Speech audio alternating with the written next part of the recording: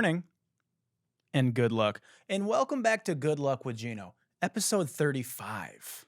I'm your host, Gino the Ghost, and let's get right into it, yeah? If you're listening on Apple Podcasts or Spotify, make sure you're subscribed, hit that like button, give me a 5-star review, download it to your device, send it to a family member.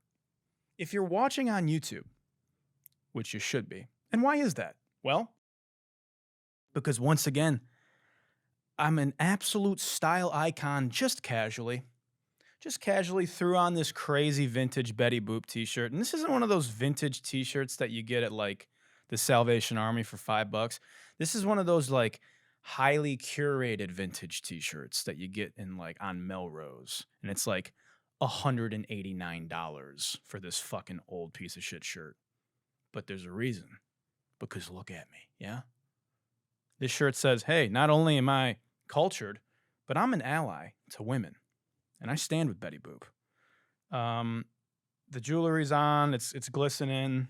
On my neck, the diamonds are playing tennis like Anna Kournikova. And on the pinky ring, well, you already know that we brought the St. Jules mosaic cut pinky ring, looking fantastic. We got the Cartier Woods on today. These have been discontinued. So you're not going to find these anywhere. Very rare. And enough about me. Oh, yeah, if you're on YouTube. Oh, yeah, the whole reason I got into that, yeah? If you're on YouTube, hit the like button. Make sure you're subscribed. Leave a comment. And let me know how much you love my shirt. Okay, getting into the week. Let's start with the most important thing of the week. Me. I'm on my way to 100,000 followers on Instagram. We're just on a speed run.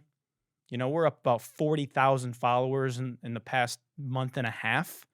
And that's not a little bit of amount. That's a good amount. And that just goes to show you that my podcast world takeover is well on its way. I am, the podcast streets are buzzing about this show a little bit. I'm hearing whispers of, is this the next big pod? Is this going to be the biggest show of 2024? Is Gino going to single-handedly thwart late night TV and kind of create? Yeah, and these are just conversations that are happening. I'm not partaking in these conversations. You know me, I'm a humble guy. But these are just the things that I'm hearing. And I owe that all to you guys. And I'm just becoming more and more powerful I feel like Thanos just collecting infinity rings.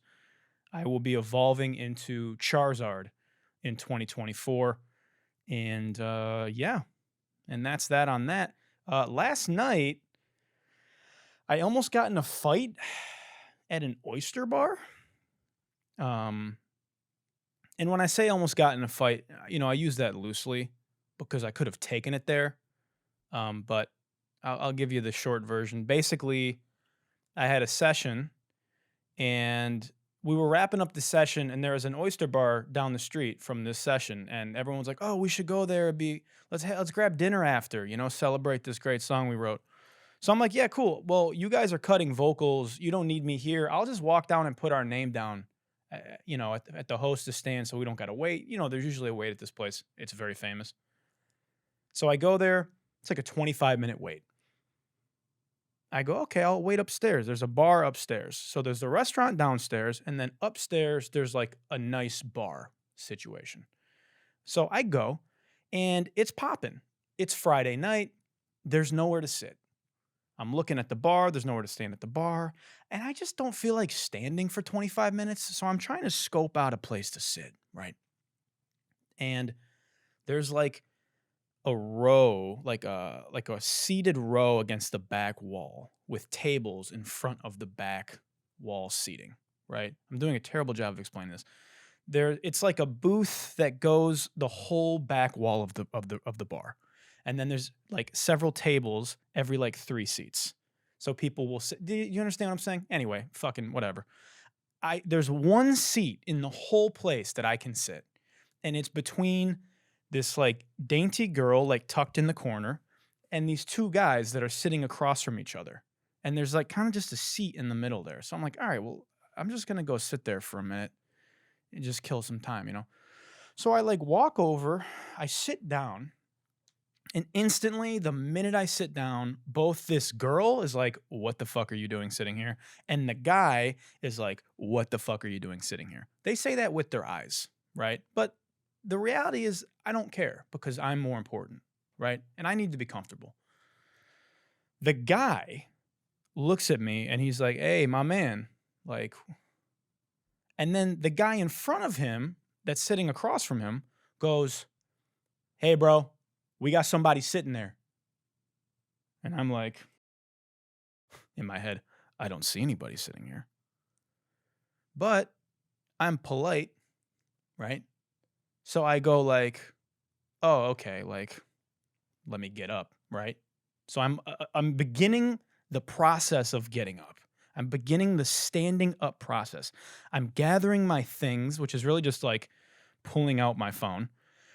And before I can even get up, he goes again, the guy across from me goes, "You got to find somewhere else to sit." And he says it like that. And I say, "Yeah, I heard you," like that. Because I fucking heard you. You said it a second ago. And I haven't even had who do you think you think I got the twitch reflexes of Usain Bolt? Like you're gonna say that and I'm gonna just fucking jolt up? Give me a second, dude. So I go, "Yeah, I heard you." And he says, "Don't raise your voice to me." And I say, "You raised your voice to me. I'm talking in a 6-inch voice." And I just snap said that. And looking back on it, it's so funny because I don't think anybody knows what the fuck that means except for like a few people. Like when I was in elementary school, I just remember this. It's like a core memory. My teacher would always say, "Use your 6-inch voice," which means like talk like someone's 6 inches in front of you. You know what I'm saying? So I said that to him dead ass serious. Like I'm using my 6-inch voice to him. And there was kind of this moment, if you look at me, I kind of look like a serial killer. Like the intensity of my look sometimes, I look like a serial. I'm a Sicilian and I have this like white hot Sicilian rage sometimes. I've really worked on calming myself down. I haven't gotten a fight in a very long time. I used to fight a lot. And as I've gotten older, I've just like, I'm not about to fight. You know what I'm saying? I'm an adult. But man, I got so fucking mad at this guy. And I'm in this Oyster Bar. And everybody kind of looks because now I'm yelling, right? I'm no longer using my 6-inch voice. And there was this moment, kind of this mental duel that we had where it's like, is one of us going to stand up? Because once one of us stands up, then it kind of becomes a thing, you know? So instead, again, because I'm a respectable, well-mannered individual now that has found God and no longer is looking. I go, "It's all good, guys," and then I get up, you know, and yeah. So that was me almost getting in a fight at an Oyster Bar. Yeah, I'm just not gonna get in the fight today. You would need to literally, you would probably need to spit in my face for me to fight you. Or like grab my girl or do some shit like that. But if you just are like a dickhead to me, I'm gonna flame you, like I'm gonna cook you, right? I'm gonna make fun of your physical appearance and make you feel bad about yourself. But I'm not about to put hands on you. I'm not going to jail. I'm incredibly fucking handsome. I'm not letting you touch my face. And again, I'm in my 30s. I'm not about to be like getting injured. When you're like in college and you fucking like break your hand, it's like, "Oh fuck, I'm gonna grab a cast." But when you're an adult and it's like, "Oh my God, what the fuck? You look crazy in a cast." Dude, the fuck I look like being an adult having a cast on. You know? Anyway, what else is going on this week? I've been buying more Bitcoin. Yeah, I'm gonna get into crypto bro mode for like 2 seconds here. Buying more Bitcoin. ETF's coming. Everything's ripping. Bull market's coming back. I fucking told you so. That's that on that. I'll move on. Not financial advice, but like maybe look into it. Yeah, okay. Because I will be taking a victory lap saying I told you so in about 3 months. This is hilarious. George Santos got expelled from Congress yesterday. If you don't know who George Santos is, he's an eclectic House senator or representative or something. I don't even fucking know. He's in Congress. And he's been in like so many scandals over the past few years. He's just like a pathological liar. He's lied about his resume, where he went to college, his ethnicity. He lied about an assassination attempt on his life. He said he got robbed and jumped, and they like took the shoes off his feet in the middle of New York in like broad daylight. Bro is like Congress Jesse Smollett, basically. But most recently, it came out that he laundered campaign funds, like stole campaign funds and spent money on like spa days, Ferragamo for some fucking reason, and OnlyFans, which is hilarious, dude. And they expelled him from Congress. It's like the first time it's happened in a very long time. But what's hilarious about the expulsion is that he still has some privileges. Because, like, I guess technically he hasn't been convicted of a felony yet. I don't know if it is a felony to take donations and spend it on titty pics on OnlyFans, but he still can, like, use the house dining room and go to the gym and the cloakroom, whatever that even is.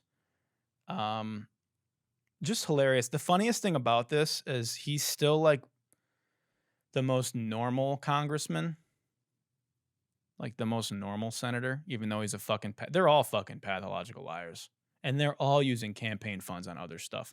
He's just a dumb fuck, clearly, and like Venmo'd himself the campaign funds and then like used his personal credit card to like go shopping on OnlyFans. You know what I'm saying? So anyway, it's been a legendary run for George Santos, but that's going to conclude his duties. Thanks, bro, for the laughs, and good luck in whatever fucking endeavors you have going on in the future.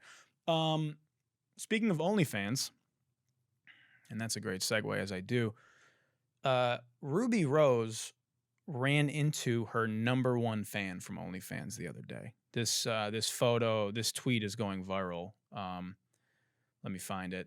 So she tweeted out,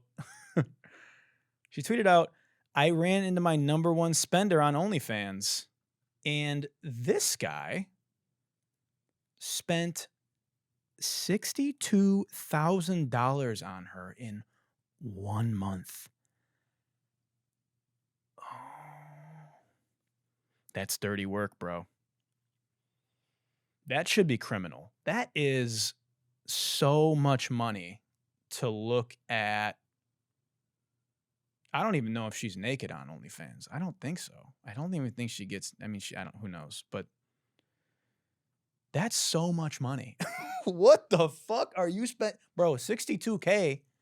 Just go to Vegas or like go buy a prostitute for like way less money. You know? That is so much money. Also, like, I ran into my #1 spender on OnlyFans. Hey, Ruby, I don't know if you ran into him. I think he was probably stalking you, right? I don't think, oh, Ruby, didn't expect to see you here.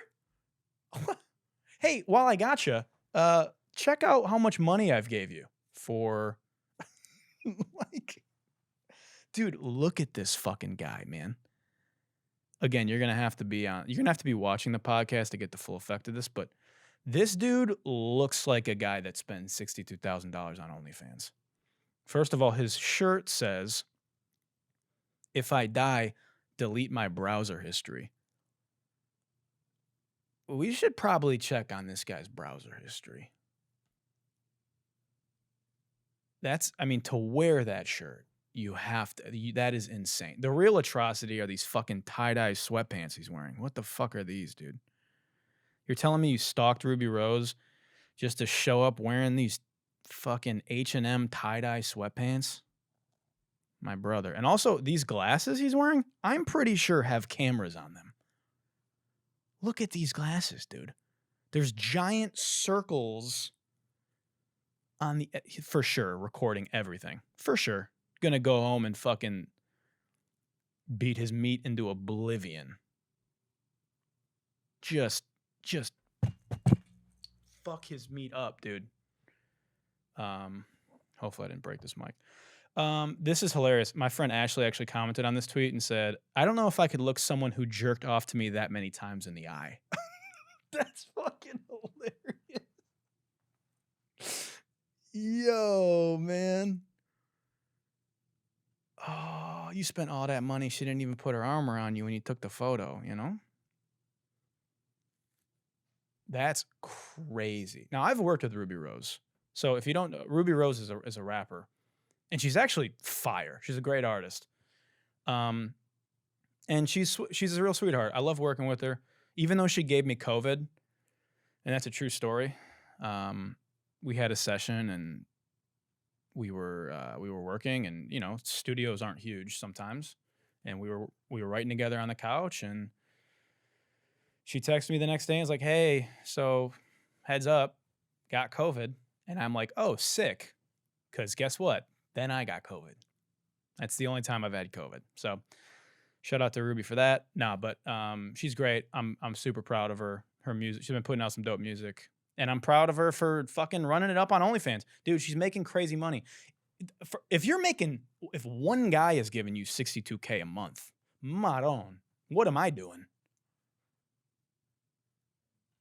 Man. Yeah, we got to check on this guy. You got to just put this guy in jail. You just got to put him in jail. I don't know if he didn't break any laws, but he has. You know what I mean? There's nothing illegal about spending $62,000 in a month on OnlyFans. But if you're doing that, you've definitely committed some type of sexual crimes. For sure. No question. He's doing something. I mean, I'm not about to snitch, but like the feds need to look into this guy. 100%. 100%. So it ain't tricking if you got it, I guess. Huh? Everybody know it ain't tricking if you got it. The Cybertruck came out, or is coming. I think it's out. It looks fucking sick. My homie Paulos was like, dude, that thing's ugly as fuck. Why would you buy that? I'm like, hey, Paulos, shut up. Okay? The thing looks fucking awesome. And I know, you know, you look like such a douche driving it. Don't care. Want it. Need it. Tesla's becoming like iPhones to me. I need the new one now. I'm a Tesla maxi, so yeah, those are my thoughts on that. The Grand Theft Auto 6 trailer drops in 3 days on December 5th. Can't wait. Cannot fucking wait. I'll never forget, I had an epiphany playing Grand Theft Auto 5. Grand Theft Auto 5 came out so long ago. I mean, I played that game in college. Like Grand Theft Auto 6, it has been over a decade that we have been waiting for the new Grand Theft Auto. That game is so incredible, GTA 5. I'll never forget, I was in my virtual apartment in Grand Theft Auto 5 in college. And I'm in a PlayStation party with my friend. And he's like, yo, I'm about to come over to your apartment. I'm like, for sure. So he comes to my virtual Grand Theft Auto apartment. He buzzes. I buzz him up or whatever. He comes into my virtual Grand Theft Auto apartment. We're talking. And like, he comes and sits on the fucking couch with me. Right. And we're talking in the party, but we're like in the apartment. And I'm so high. This is back when I smoked weed. So high. And then we like hit like a virtual bong in the game together. And we're like smoking in the game together, talking. And I was so fried. And I had the epiphany of like the metaverse in that moment. I was like, oh, of course, virtual reality and like the metaverse and like these virtual, like this is the future of everything. No shit. This is over a decade ago. I'm not acting like I'm some like prophet that knew this. Everybody knew this was coming, but that was my aha moment where I realized like, oh, you know? Anyway, Grand Theft Auto 6 is going to be crazy. I'm not going to speculate on it until we get more info. So maybe next week I'll dive into GTA 6. Looks insane. What else? What else happened? Oh, remember that alien corpse that they found in Peru back when like everybody cared about aliens a few months ago and everyone was like, oh my God, the aliens are here. And now it's December and no one gives a fuck anymore. And we're just thinking about Christmas. But anyway, that alien that they found it was like a mummified alien. It looked like a fucking, like the little tiny mummified alien. Apparently, some doctor confirmed that it's 30% non-human or 30% human or something. And I just like, I've just been looking at this alien. It's just like, this looks like the alien from Steven Spielberg's E.T. This thing looks like, I mean, it's this big. It's like 2 feet, not even, 1.5 feet tall. It looks like a fucking paper mache toy. Like, we've discovered a new alien species, a paper mache-anoid is what it fucking looks. It looks like you literally made it. I made some shit like this in middle school art class. If these are what the aliens look like, dude, I don't know why we're tripping. Because we'd kick their fucking ass in an intergalactic war. I haven't gotten a fight in a long time, but I'd beat the shit out of one of these aliens. These things are this big, man. Like, I'm sure aliens exist, but they don't look like this, dude. There's just no way. You can't, like, this is some kind of psyop. I'm not a conspiracy theorist, but get the fuck out of here with this alien. You got to see this alien. If you haven't seen it, just like look it up, dude. It's just so fake. You can't convince me otherwise. I'm gonna take a little sip of this coconut water. Yeah. We're just going through the week, guys. I'm just taking you. I'm the new news. Why go to fucking CNN or Fox when you can come here? And I give you the real scoop, you know? We got to talk about Spotify Wrapped. we got to talk about it. I had a post last week where I was making fun of everybody that's for sure photoshopping their Spotify Wrapped numbers. So many artists are posting like, wow, thanks for 700 million streams. And then I like go to their Spotify and I'm like, where? From where? Oh, I'll tell you from where. Photoshop. Oh, I'll tell you from where. Facetune.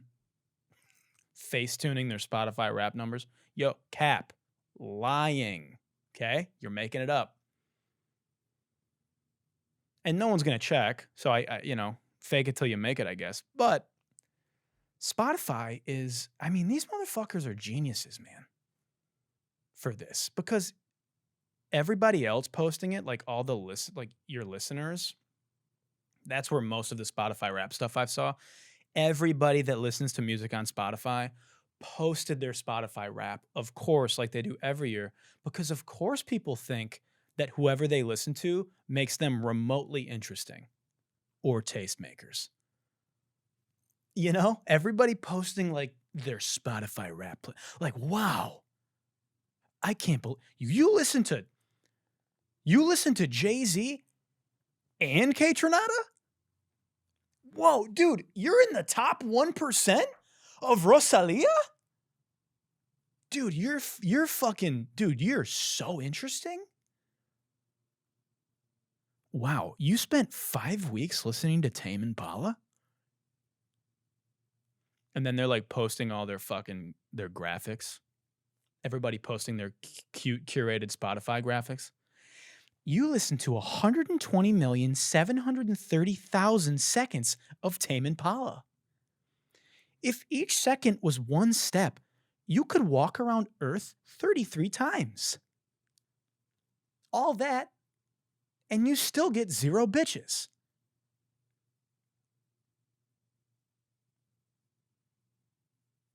And then you got songwriters and producers, the fucking nerve of y'all posting, you know?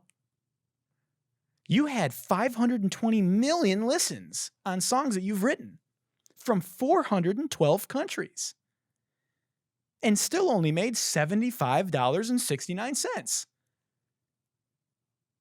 That's 50 McDoubles from McDonald's. or 73 Slurpees, including tax from 7-Eleven. You know, dude, suck my dick, Spotify. That's why everyone's like, Gino, you going to post your Spotify Wrapped? No. No, I'm not going to post my Spotify Wrapped. I'll post plaques. I'll post Grammy noms. I'm not going to post how many Spotify listens I get because fuck those guys, man. Respectfully. I know people that work at Spotify. But, dude, it's no money. Cool, sick. I have a song with 60 million plays on it that came out 6 months ago. Sick. Thanks for $300. It's nothing to brag about, dude. Don't care.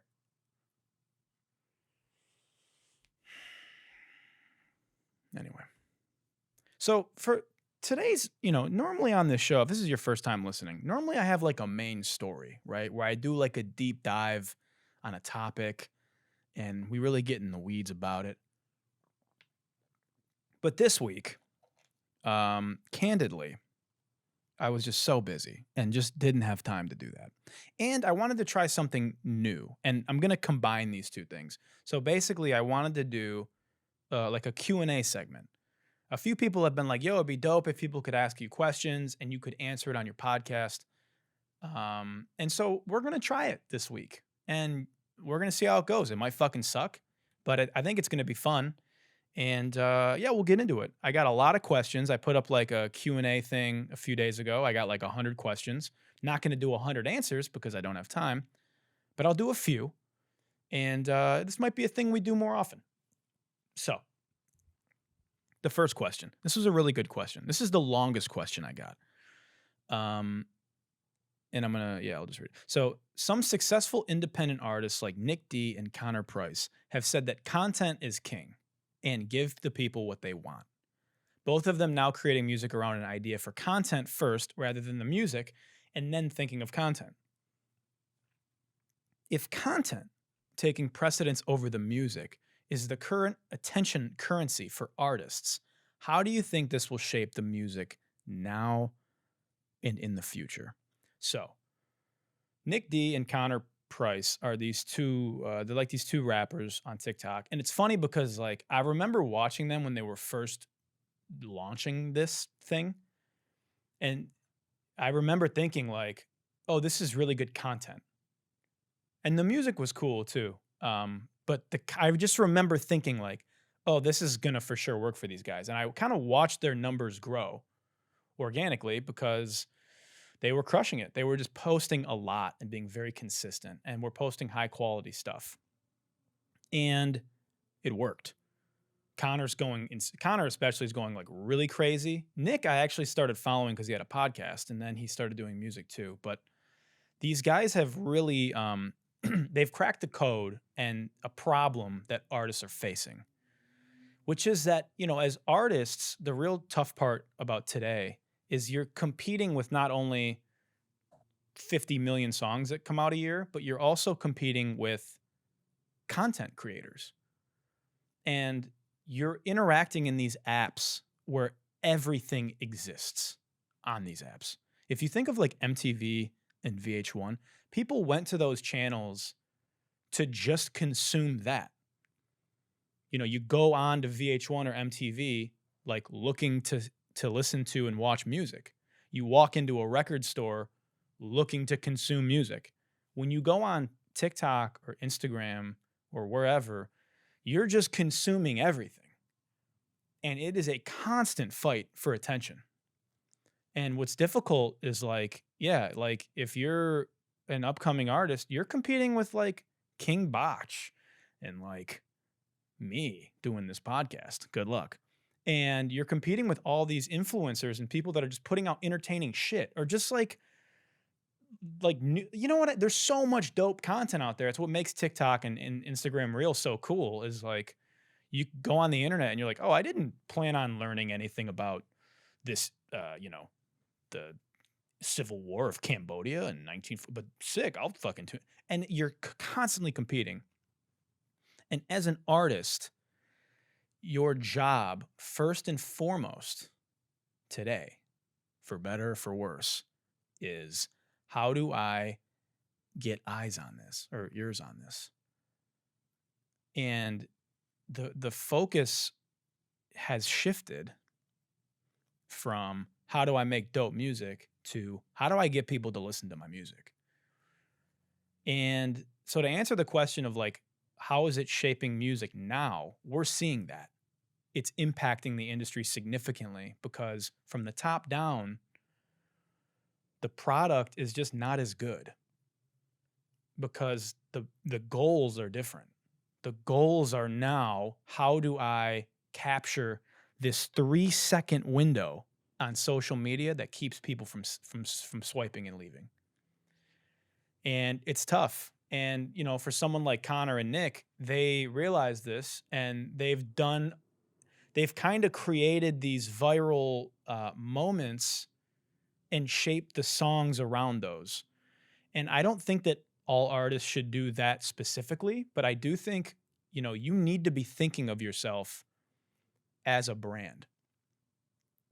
In every piece of content you put out, you know, you need to be thinking of these things.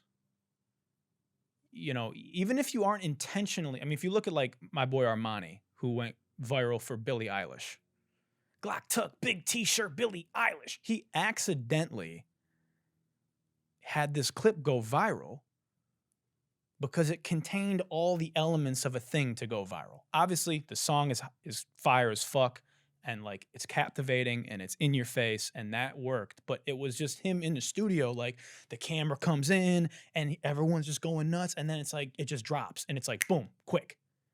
And that shit works. And I think artists, instead of trying to focus on getting one of those things happening, because that's a flash in the pan, you should just focus on growing yourself organically and being consistent and putting out content. You have to be putting out content. You have to. If you're one of those artists that's like, yeah, I don't really fuck with social media, like, I don't really care about that, you're done. Don't bother, quit. And it's fucked up, but like, you are already in such an uphill battle to make it in the music industry. If you are not tackling socials, you're wasting your time. Unless you just like making music. But if your goal is to blow up as an artist and make it in music, you absolutely need to be competing in the attention economy. So figure out a way that feels true to you. Find something, you know, and do it consistently. It needs to feel like UGC. It needs to feel like user-generated content. It can't be super overproduced all the time. You know, you can't just post your music videos and you can't just you gotta mix it up. So anyway, yeah. And this kind of goes into the next question I got, which is when do you think an independent artist should start focusing on their brand? Day one, immediately.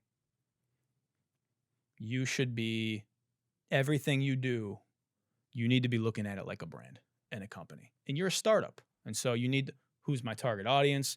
What kind of product am I putting out there? How am I going to get it out there? How am I going to market it? These are all things that you need to be thinking of instantly. And it's how it's always been. But especially if you want to be like an independent artist and you don't, because that's what a label does for you. A label essentially makes you a brand. They have a marketing department. They have all this stuff. As people start to get away from these labels, one thing that labels do very well is amplify you. They squeeze you into a box, sometimes for better than for worse, and they amplify you, right? So your aim needs to be, you know, how do I niche down a little bit? And then how do I maximize that? It sounds counterintuitive, but how do I make a song feel like me to hit an audience, but then how do I maximize that and popify that so that everybody can rock with it? Does that make sense? Anyway. Next question about music. How did you get into songwriting professionally? That's a great question. So I was an artist first. That's how when I first moved to LA, it was as an artist. I was a rapper. I started in like, you know, it was in like the blog era where I was like bubbling and like getting close to blowing up. I was on all the blogs. I was hitting it super hard. I headlined at South by. I was doing a bunch of shit like that. And I was always like, I'm going to be an artist. I'm going to be an artist. I'm going to be an artist. And then I got to LA and things just like screeching halt. Nothing was going right. I couldn't figure it out. I couldn't meet anybody. Nothing was sticking. I was feeling lost as an artist. And I was broke as fuck in LA. I had no idea what the fuck I was doing. So I started doing like shitty gigs and shitty jobs. And I met my boy Adam Small, who was basically like, hey, I can't get you into the room as an artist, even though you're like the dopest rapper I know. But I can get you in the room as a songwriter if you're down to write for other artists. Now, I used to be a ghostwriter. That's how I got my name, Gino the Ghost, because I used to ghostwrite for artists in Detroit. Now, there's a distinct difference between songwriting and ghostwriting. Ghostwriting is when you're paid under the table. Nobody knows you exist or that you wrote the song. And the reason is a lot of rappers, there's this stigma for some reason in rap music that if you don't write your own raps, you're a trash artist. And that could not be farther from the truth, which I can get into later. So I was ghostwriting in Detroit, and then I got to LA, and I'm like, well, what's songwriting? Like I kind of knew what it was, but I thought it was the same thing. And then I learned about the songwriting game, and it changed my life. So I started working with an artist named Sweetie. And me, Adam, and Max Goose, we kind of were day one with her, and she exploded. The songs went crazy. We went number one on radio. We sold millions of records, and from there, it was kind of a launching point to working with other artists and working in other genres. So I started primarily like just doing rap stuff, but I've been studying pop music and working like my own songs and shit forever, and so when I got into like working with pop sessions and getting put into all these other genres, and that shit started taking off and working, and I'm like, oh, this is what I want to do. This is amazing. And I was very fortunate, and I've worked with, this has been several years now, like 6 or 7 years I've been in the industry. And I work in every genre. Someone asked, where should I start? Like if I want to get into songwriting, I would say the best way to get started is just to find other songwriters and producers and try to get in with them. It's like any other networking thing where you got to network and you got to meet people.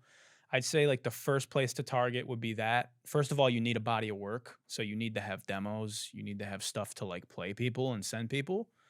But yeah, you just want to meet other people that are working in that industry to collaborate with. You need to meet A&Rs. You need to meet managers. Those people will help you meet publishers, A&Rs at publishers. I can kind of get more into that in another episode. I'm going to keep it moving, but that's where I would start. Who's your favorite rapper ever? I'm going to change this question to give a different answer. Who's the best rapper ever? Now, this is subjective, but in my opinion, the best rapper ever and my favorite rapper is Lil Wayne. Lil Wayne. Lil Wayne went on the craziest run of any rapper ever. This motherfucker, bro. First of all, goated feature artist. Any feature he was ever on, insane. The mixtape era. He ran the mixtape era. He's the GOAT, man. So absolutely Lil Wayne. And I take probation. I don't want that T.I. and Vic vacation. Private plane, pick location. I'm going to the bank to make a big donation. Yeah, I don't stunt, I stunt hard. And if the food ain't on the stove, I hunt for it. And in the meantime, you can call me Young Roy Jones Jr. fighting a gunshot like, man. I'm a fucking stan, dude. I am the beast. Feed me rappers or feed me beats. I'm untamed. I need a leash. It's insane. I need a shrink. I love brain. I need a leech. Why complain on Easy Street? I don't even talk. I let the Visa speak. And I like my Sprite Easter pink. You know what I'm saying? Like, this motherfucker was spitting. So it's Lil Wayne. That's the answer. Okay. Um, how did you come up with the idea to start a podcast? Great question. I have wanted to do a podcast forever. I just, to be honest, it just seemed like so daunting to start a new thing. It took me so long to break in as a songwriter and like pivot my career into that, that the thought of starting a podcast was always really daunting to me. And also, there's the whole like, oh, great, another white cis male with a podcast. Um, so those were the things that were the only thing really stopping me from doing it. And finally, I was just like, man, fuck it. Like, I love putting out content, but I couldn't figure out a consistent way to do it, and I'd have all these spikes and then it would get quiet. And then I would like have a video go viral and then it would be quiet. And it was like, man, how do I grow myself as a brand? And this was kind of, I think obviously podcasts have been the fastest growing form of media. I think everybody should have a podcast if you feel like you have something to say. And obviously, there's a lot of podcasts that fucking suck. Those people shouldn't have podcasts, but they have the right to have them. And to be honest, even though those podcasts might suck, there's an audience for them. And so, yeah, that was kind of how I like came up with the idea, I guess. And in terms of like what I wanted to talk about, I just wanted to talk about whatever the fuck I want to talk about. There's a few podcasts I listen to, and my favorite ones are the ones where people just talk about what the fuck they want to talk about. I definitely have like things that I like talking. Obviously, I'm going to talk about music as like a subject expert. I'm going to talk about tech as a subject expert, but just like pop culture and just like all that stuff is just stuff that I want to weigh in on and give my perspective. As for the as for like the fuck out of here Hall of Fame, how did I come up with that idea? I love talking shit, and the videos that always have done well for me on social media is when I'm talking shit and like when I'm a bully, I guess. And so, yeah, I wanted to do like reaction content that felt fresh and like organic and not like the cookie cutter bullshit that you see on social media. That's just litter on social media. And I wanted to call these motherfuckers out because there's so many clowns out here and just people who are just so full of shit. And like, I feel like the people need a voice because there's a lot of people who like fall for this shit. And it's like, nah, dog, get the fuck out of here. And so the fuck out of here Hall of Fame, the FOH HOF, which we're going to do in a moment. Yeah, that's kind of where it came from, Last question. Why do you talk into the camera? Somebody asked me. Like, why don't I like talk like that? Because I'm talking to you. That's why. If I have a guest, obviously I'm going to talk to the guest. But if I don't have a guest, like most of my shows, because I don't want one, I'm going to talk into the camera because I'm talking to you. So many podcasters be like fake talking to people for clips and stuff. They'll be like, yeah, like, and and it's like, you're not talking to anybody. I see so many clips of these, and it's all these fucking entrepreneur bros usually. They'll be like, when who are you talking to? That's why I talk into the camera. And because I was an actor. So I'm always putting on a performance, baby. Anyway, all right, look. That's going to conclude the Q&A segment for this week because, again, we got way more other things to talk about, like everyone's favorite segment. The fuck out of here Hall of Fame. The FOH HOF. Let's get into it, yeah? The first inductee this week, he's a frequent FOH HOF visitee. And he's my favorite person on the internet. It's Kris Krohn. Dude, this guy is an absolute treasure. Okay? I'm telling you, the number one goal in 2024 is to get him on the podcast because I think it'll be so funny. So I got about 100 people sending me this clip this week. And so naturally, we're going to dive into it. Yeah, here we go.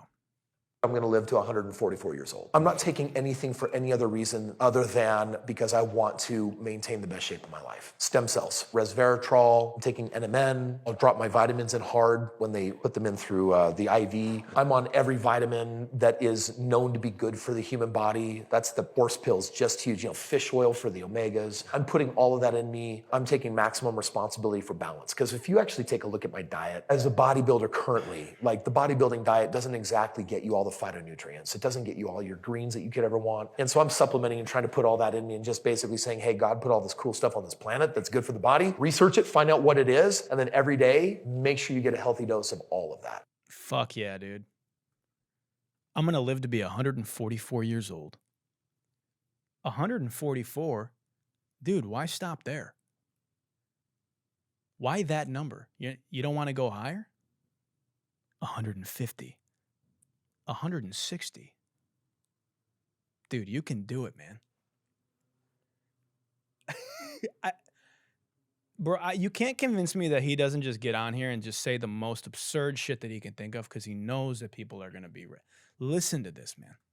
I'm going to live to 144 years old. No, you're not. No, you're not. No, you're not. The record is like 122 years old. Some fucking old woman somehow lived to be 122 because she doesn't do anything probably and just sits around. You know, you are trying to live 22 more years. You are trying to live a full Addison Rae longer. I don't even know if she's 22, but that is such a hilarious thing to say.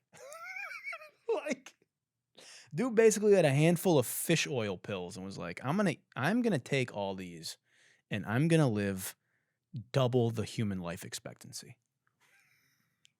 Bro. Guy wants to live to be 144, sleeps 3 hours a night though. You know? Yeah. Hey man, I don't think taking horse pills are gonna tack another 80 years onto your life. I don't want to live to be 144 years old because I don't want to die. Dude, I'm telling you, hopefully by the time I'm like 80, 75, they have some technology where I can like encapsulate my consciousness and we can have the Good Luck podcast forever, dude. Your great, great, great grandchildren are going to be listening to Good Morning and Good Luck, and welcome back to Good Luck with Gino, episode 7,850. This week, 144 years old. And then there's another clip from him that everybody's sending me. But this clip, I believe, is directly correlated. Here's another gem from Chris Krohn. Here's how I never get sick, because I don't believe in being sick. You want to know how people get sick? They wake up in the morning and they get this thing. What is the first thing with that symptom that they say? I think I'm getting sick. That's an instruction. And guess what you're going to do? You're going to lean into that, and then the symptom is going to exaggerate into sickness. Right. And then later you're going to say, I am sick. And so I'll ask one person, how long do you usually get sick? 2 days. Why is it 2 days? Because that's their programming. Guess what they start to think? I'm done being sick. That's an instruction. The body says, oh, let's not get sick. Let's get better. A couple hours later, symptoms go down. I think I'm getting better. And 2 hours later, I'm better. So we go through this process only because we put ourselves through it, because we don't realize what powerful creators we are. We are literally making ourselves sick, all because our throat gave us the tiniest symptom and we leaned hard into it. I don't get sick because the moment that comes up, I have a different thought. I am whole. Symptom goes away. 2 hours later, I'm not sick. Holy shit, he just cured cancer. Dude, get this man a Nobel Prize immediately. He just cured illness. That's it, dude. Dude, Big Pharma is shitting their pants right now. Right now, there's a pharmaceutical company like, we got to send somebody after Kris. Dude, Kris needs to watch his fucking back. He is about to topple $1 trillion industry. Dude said, I don't get sick because I don't believe in getting sick. Here's how I never get sick. Because I don't believe in being sick.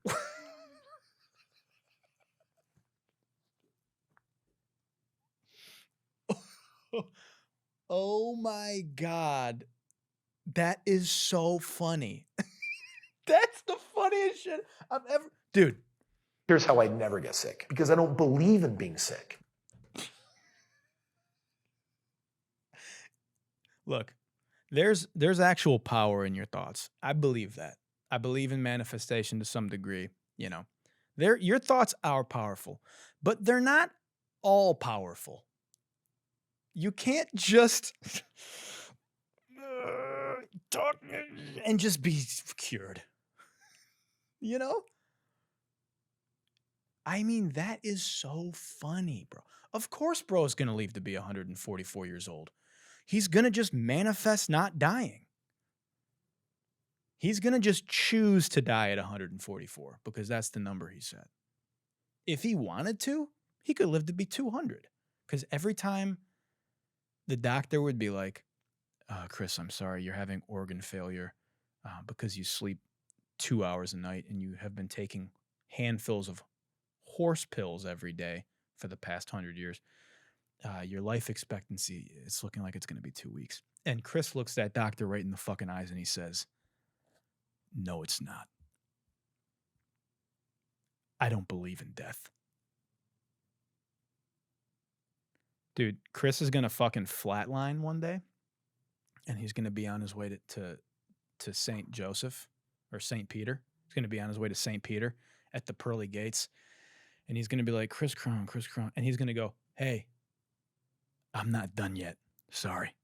And he's going to jump through the cloud and just landed a podcast setup. And he's going to be like, I chose not to die today because this guy, you can't kill him, dude. He's John Wick. He's Jason Bourne. He's the all-powerful. He's God. He literally just got on here and was like, doctors are liars. Medicine is fake. I just choose to be healthy. That's fucking incredible, man. This guy, I'm telling you, this guy is a national treasure. We need to protect him at all costs. This is the best content on the internet. It does not get better. You can't find me anything better than this. Oh my God, man. You know what I will say? I have my hiccup cure. You know, everybody has their own like hiccup cure.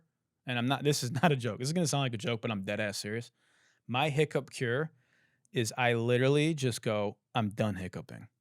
And I tell myself like, you're done hiccuping. No more hiccuping. And I'll literally just focus on not hiccuping anymore. And I'm done hiccuping.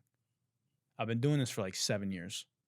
I tried like holding my breath. I tried drinking water. I tried getting jump scared. None of that shit worked. This works. So maybe he's onto something. Next time I'm like super fucking sick or I'm like throwing up from a stomach bug or whatever, I'm just going to be like, you're done. You're healthy. Dude, this is what I should have done when Rubi Rose gave me COVID. I should have been like, I don't have COVID anymore. I'm healthy. Fellas, if you got an STD and you're about to have sex with a woman unprotected, just think about I no longer have herpes. I no longer have hepatitis. I no longer have AIDS. Okay, moving on. The last video, the last entrepreneur bro that we're going to talk about this week, the latest inductee into the HOF, FOH, or the FOH HOF, God. It's been a long episode, is this guy.